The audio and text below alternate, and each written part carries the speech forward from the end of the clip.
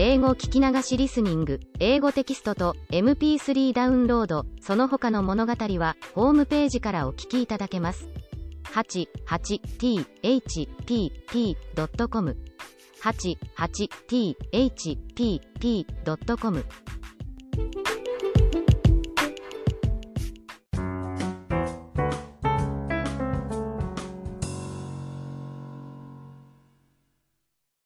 The Happy Prince. High above the city, on a tall column, stood the statue of the Happy Prince. He was gilded all over with thin leaves of fine gold, for eyes he had 2 bright sapphires, and a large red ruby glowed on his sword hilt. He was very much admired indeed. He is as beautiful as a weathercock, remarked one of the town councillors who wished to gain a reputation for having artistic tastes, only not quite so useful, he added, fearing lest people should think him unpractical, which he really was not. "Why can't you be like the Happy Prince?" asked a sensible mother of her little boy who was crying for the moon. "The Happy Prince never dreams of crying for anything." "I am glad there is someone in the world who is quite happy," muttered a disappointed man as he gazed at the wonderful statue. "He looks just like an angel," said the charity children as they came out of the cathedral in their bright scarlet cloaks and their clean white pinafores. "How do you know?" said the mathematical master. "You have never seen one." "Ah. But we have, in our dreams," answered the children, and the mathematical master frowned and looked very severe, for he did not approve of children dreaming. One night there flew over the city a little swallow. His friends had gone away to Egypt 6 weeks before, but he had stayed behind, for he was in love with the most beautiful reed. He had met her early in the spring as he was flying down the river after a big yellow moth, and had been so attracted by her slender waist that he had stopped to talk to her. "Shall I love you?" said the swallow, who liked to come to the point at once, and the reed made him a low bow. So he flew round and round her, touching the water with his wings, and making silver ripples. This was his courtship, and it lasted all through the summer. "It is a ridiculous attachment," twittered the other swallows. "She has no money, and far too many relations," and indeed the river was quite full of reeds. Then, when the autumn came, they all flew away. After they had gone he felt lonely, and began to tire of his lady-love. "She has no conversation," he said, "and I am afraid that she is a coquette, for she is always flirting with the wind. And certainly, whenever the wind blew, Reed made the most graceful curtsies. I admit that she is domestic," he continued, "but I love traveling, and my wife, consequently, should love traveling also. Will you come away with me?" he said finally to her, but the reed shook her head, she was so attached to her home. "You have been trifling with me," he cried. "I am off to the pyramids. Goodbye." And he flew away. All day long he flew, and at night time he arrived at the city. "Where shall I put up?" he said. "I hope the town has made preparations." Then he saw the statue on the tall column. "I will put up there," he cried. "It is a fine position, with plenty of fresh air." So he alighted just between the feet of the Happy Prince. "I have a golden bedroom," he said softly to himself as he looked round, and he prepared to go to sleep, but just as he was putting his head under his wing a large drop of water fell on him. "What a curious thing!" he cried. "There is not a single cloud in the sky, the stars are quite clear and bright, and yet it is raining. The climate in the north of Europe is really dreadful." The reed used to like the rain, but that was merely her selfishness. Then another drop fell. "What is the use of a statue if it cannot keep the rain off?" he said. "I must look for a good chimney pot," and he determined to fly away. But before he had opened his wings, a third drop fell, and he looked up, and saw, what did he see? The eyes of the Happy Prince were filled with tears, and tears were running down his golden cheeks. His face was so beautiful in the moonlight that the little swallow was filled with pity. "Who are you?" he said. "I am the Happy Prince." "Why are you weeping then?" asked the swallow. "You have quite drenched me." "When I was alive and had a human heart," answered the statue, "I did not know what tears were, for I lived in the palace of Sanssouci, where sorrow is not allowed to enter. In the daytime I played with my companions in the garden, and in the evening I led the dance in the great hall. Round the garden ran a very lofty wall, but I never cared to ask what lay beyond it, everything about me was so beautiful. My courtiers called me the Happy Prince, and happy indeed I was, if pleasure be happiness. So I lived, and so I died. And now that I am dead they have set me up here so high that I can see all the ugliness and all the misery of my city, and though my heart is made of lead yet I cannot choose but weep." "What? Is he not solid gold?" said the swallow to himself. He was too polite to make any personal remarks out loud. "Far away," continued the statue in a low musical voice, far away in a little street there is a poor house. One of the windows is open, and through it I can see a woman seated at a table. Her face is thin and worn, and she has coarse, red hands, all pricked by the needle, for she is a seamstress. She is embroidering passion flowers on a satin gown for the loveliest of the queen's maids of honor to wear at the next court ball. In a bed in the corner of the room her little boy is lying ill. He has a fever and is asking for oranges. His mother has nothing to give him but river water, so he is crying. Swallow, swallow, little swallow, will you not bring her the ruby out of my sword hilt? My feet are fastened to this pedestal and I cannot move. I am waited for in Egypt, said the swallow. My friends are flying up and down the Nile, and talking to the large lotus flowers. Soon they will go to sleep in the tomb of the great king. The king is there himself in his painted coffin. He is wrapped in yellow linen, and embalmed with spices. Round his neck is a chain of pale green jade, and his hands are like withered leaves. Swallow, swallow, little swallow, said the prince, will you not stay with me for one night, and be my messenger? The boy is so thirsty, and the mother so sad. I don't think I like boys, answered the swallow. Last summer, when I was staying on the river, there were 2 rude boys, the miller's sons, who were always throwing stones at me. They never hit me, of course, we swallows fly far too well for that, and besides, I come of a family famous for its agility, but still, it was a mark of disrespect. But the happy prince looked so sad that the little swallow was sorry. It is very cold here, he said, but I will stay with you for one night, and be your messenger. Thank you, little swallow, said the prince. So the swallow picked out the great ruby from the prince's sword, and flew away with it in his beak over the roofs of the town. He passed by the cathedral tower, where the white marble angels were sculptured. He passed by the palace and heard the sound of dancing. A beautiful girl came out on the balcony with her lover. How wonderful the stars are, he said to her, and how wonderful is the power of love. I hope my dress will be ready in time for the state ball, she answered. I have ordered passion flowers to be embroidered on it, but the seamstresses are so lazy. He passed over the river, and saw the lanterns hanging to the masts of the ships. He passed over the ghetto, and saw the old Jews bargaining with each other, and weighing out money in copper scales. At last he came to the poor house and looked in. The boy was tossing feverishly on his bed, and the mother had fallen asleep, she was so tired. In he hopped, and laid the great ruby on the table beside the woman's thimble. Then he flew gently round the bed, fanning the boy's forehead with his wings.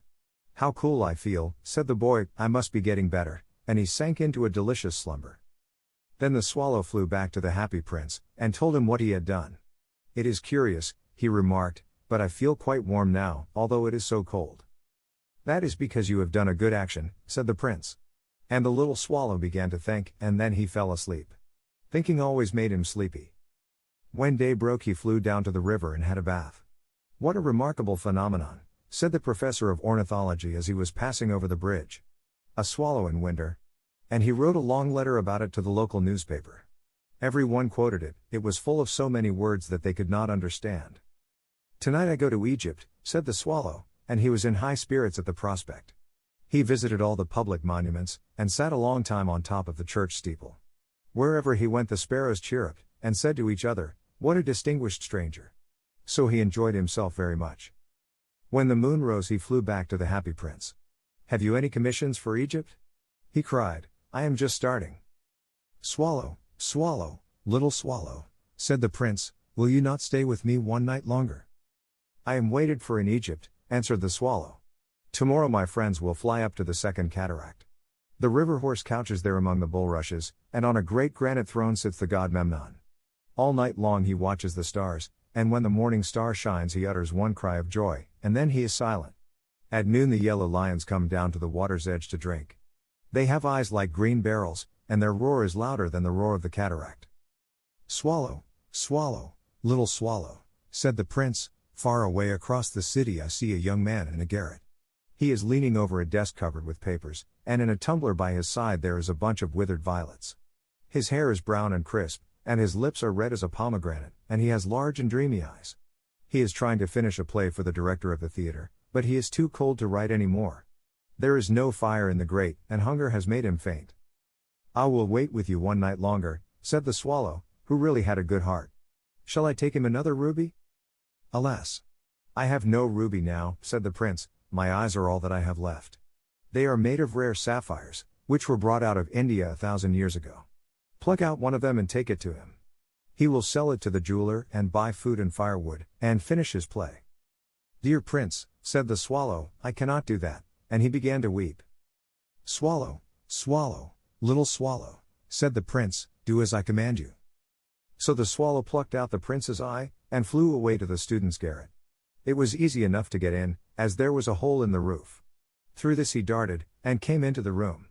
The young man had his head buried in his hands, so he did not hear the flutter of the bird's wings, and when he looked up he found the beautiful sapphire lying on the withered violets. I am beginning to be appreciated, he cried. This is from some great admirer. Now I can finish my play, and he looked quite happy. The next day the swallow flew down to the harbor. He sat on the mast of a large vessel and watched the sailors hauling big chests out of the hold with ropes. Heave ahoy! They shouted as each chest came up. I am going to Egypt, cried the swallow, but nobody minded, and when the moon rose he flew back to the happy prince. I am come to bid you goodbye, he cried. Swallow, swallow, little swallow, said the prince, will you not stay with me one night longer? It is winter, answered the swallow, and the chill snow will soon be here. In Egypt the sun is warm on the green palm trees, and the crocodiles lie in the mud and look lazily about them. My companions are building a nest in the temple of Baalbek, and the pink and white doves are watching them, and cooing to each other. Dear prince, I must leave you, but I will never forget you, and next spring I will bring you back 2 beautiful jewels in place of those you have given away. The ruby shall be redder than a red rose, and the sapphire shall be as blue as the great sea. In the square below, said the happy prince, there stands a little match girl.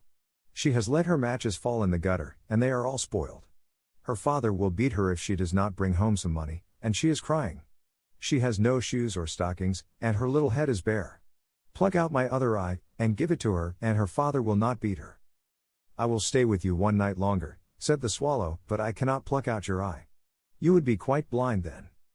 Swallow, swallow, little swallow, said the prince, do as I command you. So he plucked out the prince's other eye, and darted down with it. He swooped past the match girl, and slipped the jewel into the palm of her hand. What a lovely bit of glass, cried the little girl, and she ran home, laughing. Then the swallow came back to the prince. You are blind now, he said, so I will stay with you always. No, little swallow, said the poor prince, you must go away to Egypt. I will stay with you always, said the swallow, and he slept at the prince's feet. All the next day he sat on the prince's shoulder, and told him stories of what he had seen in strange lands. He told him of the red ibises, who stand in long rows on the banks of the Nile, and catch goldfish in their beaks, of the Sphinx, who is as old as the world itself, and lives in the desert, and knows everything, of the merchants, who walk slowly by the side of their camels, and carry amber beads in their hands, of the king of the mountains of the moon, who is as black as ebony, and worships a large crystal, of the great green snake that sleeps in a palm tree, and has 20 priests to feed it with honey cakes, and of the pygmies who sail over a big lake on large flat leaves, and are always at war with the butterflies. Dear little swallow, said the prince, you tell me of marvelous things, but more marvelous than anything is the suffering of men and of women. There is no mystery so great as misery. Fly over my city, little swallow, and tell me what you see there. So the swallow flew over the great city, and saw the rich making merry in their beautiful houses, while the beggars were sitting at the gates. He flew into dark lanes, and saw the white faces of starving children looking out listlessly at the black streets. Under the archway of a bridge 2 little boys were lying in one another's arms to try and keep themselves warm. How hungry we are, they said.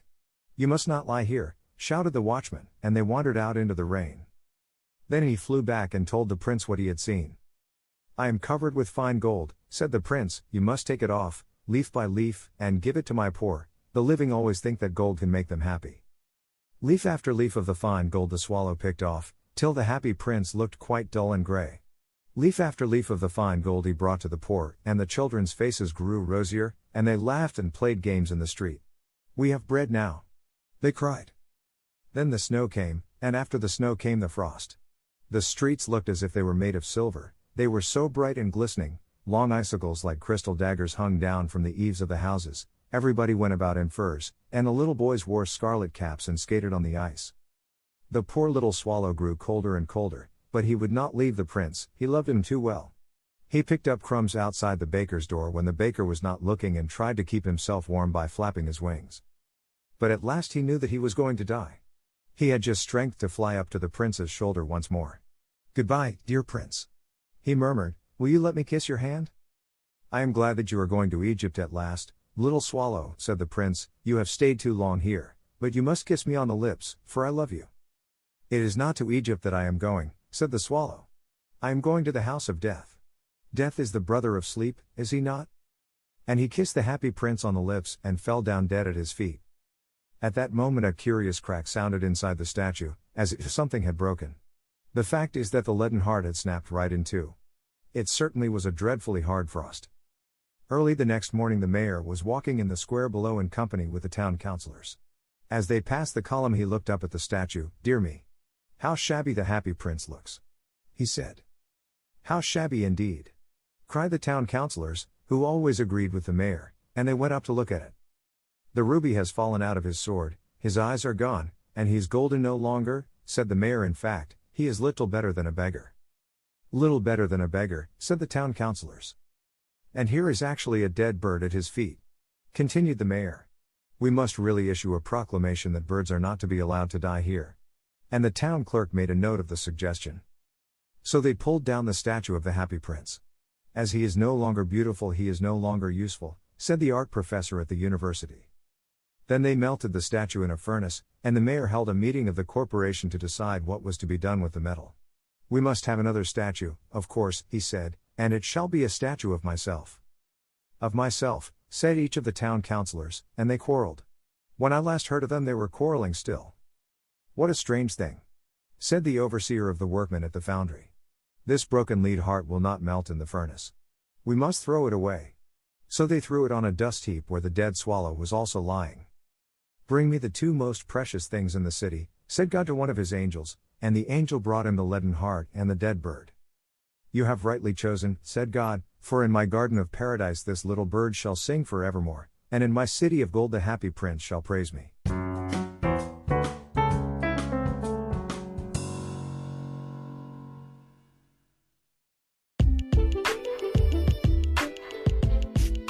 英語聞き流しリスニング、英語テキストと MP3 ダウンロード、その他の物語はホームページからお聞きいただけます。